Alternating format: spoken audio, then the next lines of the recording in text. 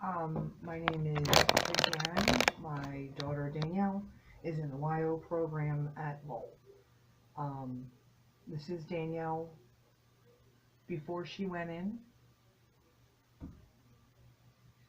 and this is Danielle now. She's lost about 30 pounds. Um, I'd like to say that the weight loss is the only change. Unfortunately, she's slowly dying every day. Um, the abuse there is awful. My daughter was sent to confinement on Super Bowl Sunday. I had talked to her early in the evening, so the Super Bowl was still on, so it was like 7 o'clock.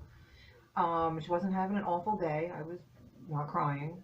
And then Monday morning I woke up and I had a Vine link that said she had been moved to confinement.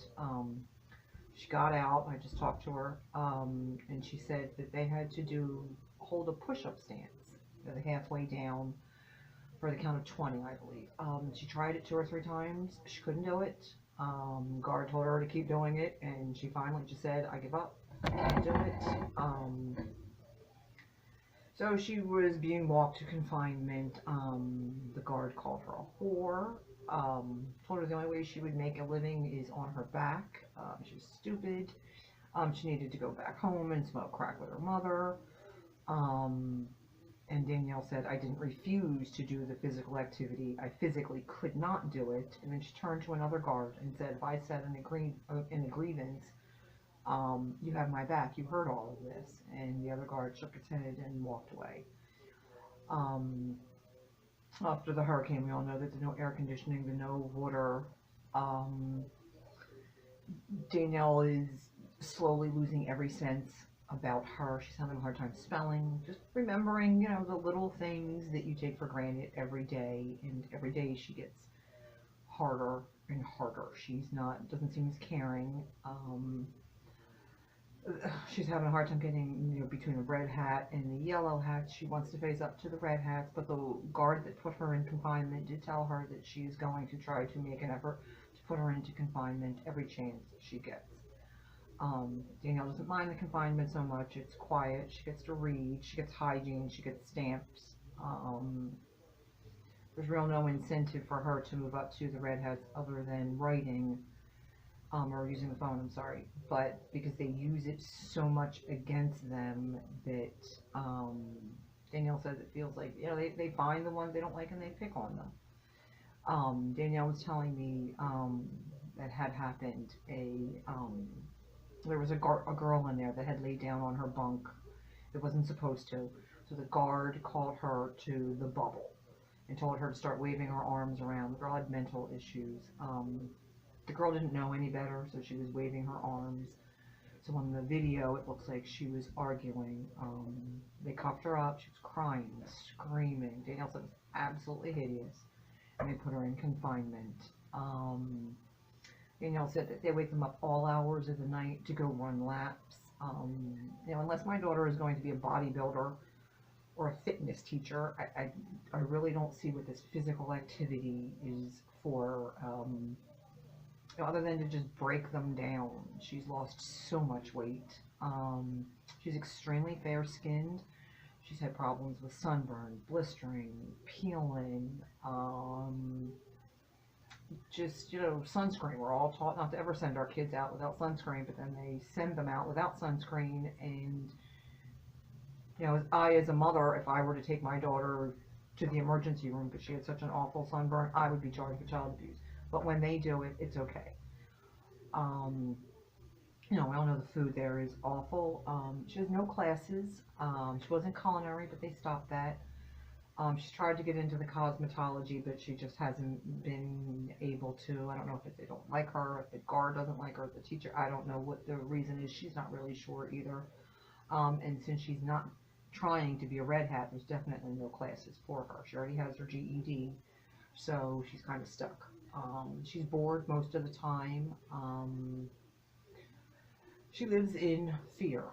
I always thought that the biggest problem when she went to prison would be, the other girls. I thought that, girls are catty, and, there is still some of that there, but their major fear is the guards, and they're the ones that we pay to protect them, and that's the scariest thing because there is nothing. You know, they stick together, and Danielle lives in fear of, you know, them taking her stuff. She was accused of stealing a girl's tag one time. They strip searched her, and from what I gathered, it was in front of other people.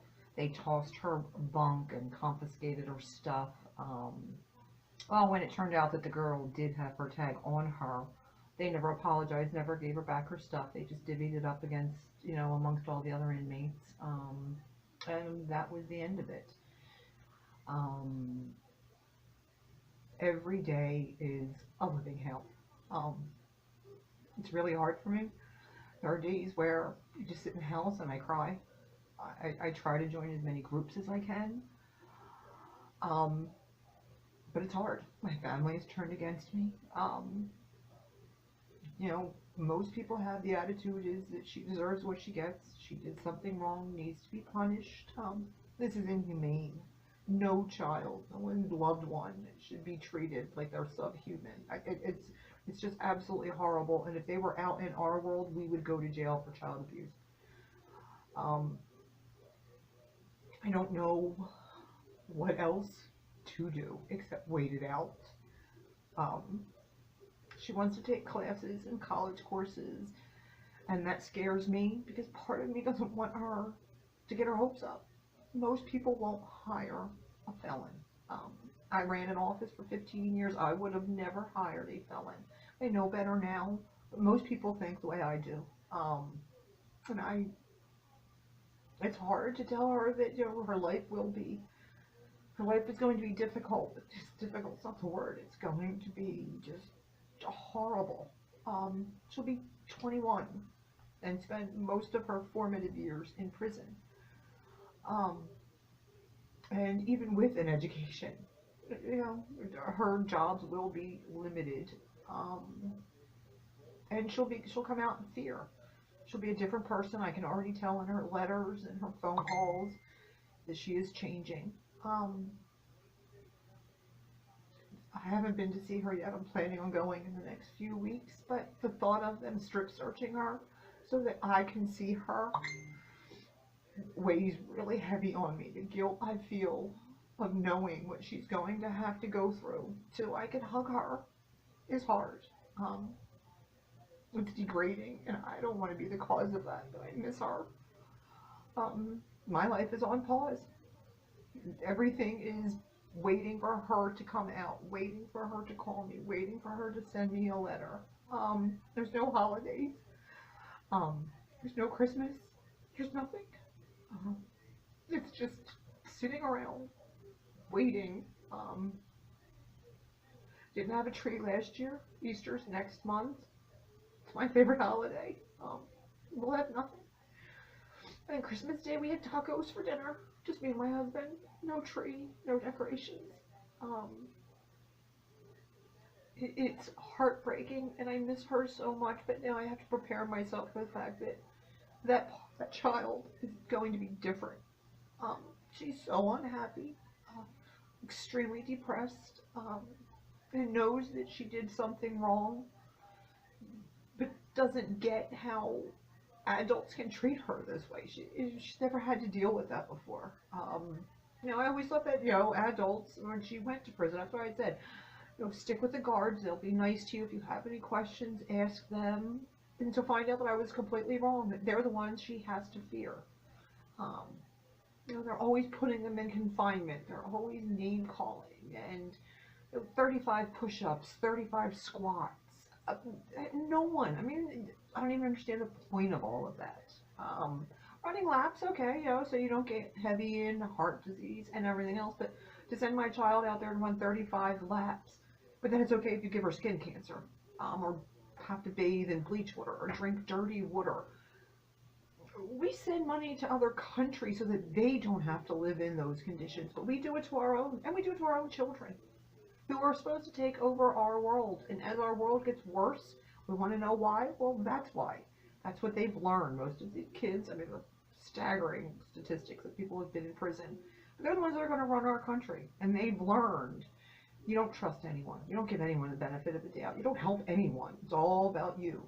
Um, I just, I'm just not sure what to say. I wish someone would just listen to us. We're moms. These are our babies. Um, the people's wives, aunts, yes, they've all made mistakes, but they deserve to be treated better. They deserve a chance. They deserve to prove that, you know, they can be better. And I'm sorry, all these politicians can't tell me that when they were younger they didn't steal. Of course they did. Everyone does. Some got caught, some, you know, it just happened. We were all young and stupid.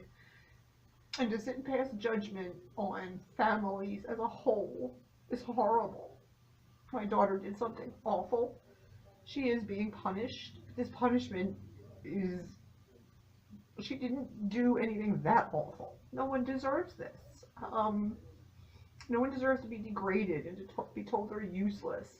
And for guards to be able to pull you into confinement because they feel like it, or curse you out and degrade you. God only knows what she's not telling me. And that's what scares me. That when I don't hear from her, and then when I do talk to her, I can tell in her voice there's something wrong, and she just says, I'll be fine, Mom. I'll be okay. Just don't worry about me. And I can't not. But I know that there are more terrible things that I'm even aware of.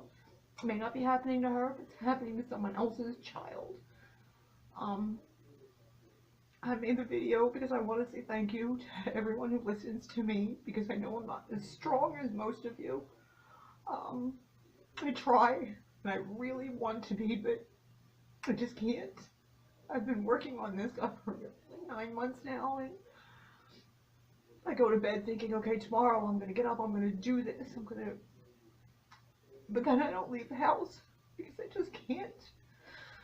But thank you to everyone. It means the world to me for letting me to be a part of everything, and I will try to help any way I can. All right, thank you.